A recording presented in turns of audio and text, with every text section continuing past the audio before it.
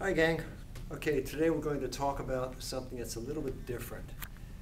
I've always wanted to discuss Cobra technique and what it means to develop true Cobra technique, and then later on giving you some ideas how to use it in self-defense situations. A lot of Cobra does exist in the self-defense section of our website, www.ironcrane.com, if you go visit it. And you'll see examples of that scattered throughout the site. But this section that we're going to do today, or start today, is going to be a more in-depth analysis of what you have to do to develop full bore Cobra type movement within the context of your own martial art. So first, some basic exercises. And what you have to do is have your body become instinctively aware of the types of movements that Cobra represents. And I'm just going to give you a set of drills right now that you can practice on your own. These aren't too complicated, so long as you follow what we're doing here closely. So the first drill is the inside move. And my right arm goes through, behind, up, and around, and then cuts. And if you look at this, it's describing a figure 8 through the air. Now this is the big move. You'll understand what I mean in just a few seconds when I call this the big move. This is the full body move. It could be low, it could be high. It could be like a spiral. Spiral low, spiral high. There's all kinds of variations. It could be behind you and then cutting forward. Or it can be forward and across, and then cutting behind. And this is actually teaching you how to cover 360 degrees against all possible attackers with a clean set of moves that closes off all your openings. So just watch my right arm closely here and copy it. And then once you get the right arm down with the long move, of course you go to the left arm.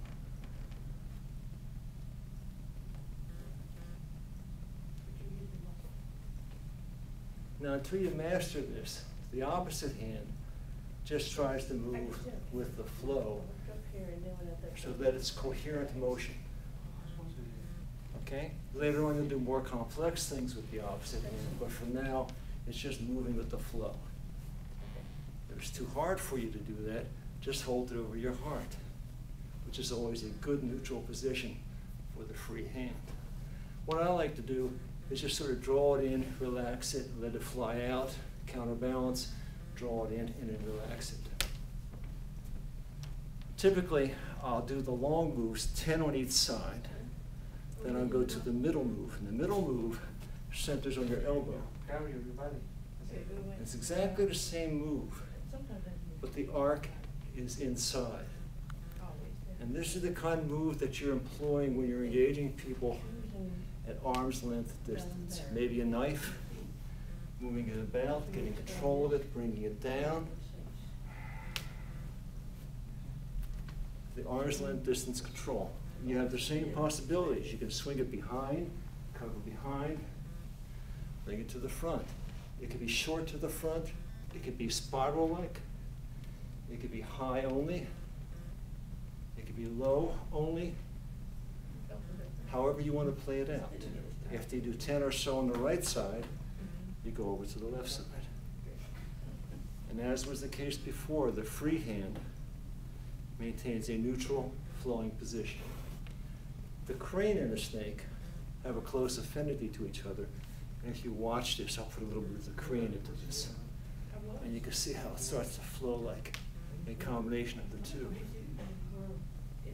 Now, after you do that, you do the short move, and the short move centers on your wrist. So the long move for the most part, centers on your shoulder, using your entire body.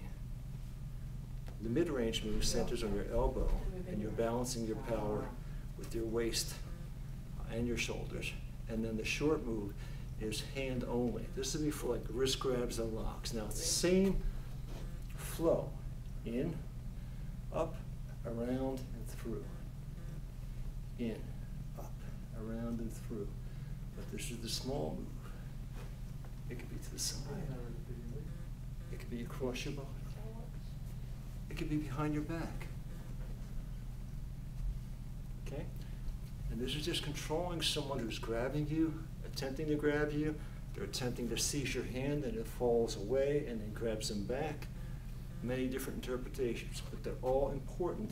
And the only way that your body's going to learn how to move like this is if you teach it how to move like this. A lot of people think they can do these kinds of moves or these kinds of Cobra self-defenses mentally or intellectually. They'll understand the idea of a Cobra self-defense, but their body's not able to make the moves. And this is teaching your body to flow, and your joints have the looseness and dexterity to execute, and your ligaments are in place, and you can do it strongly with confidence, and your whole body has the balance it needs.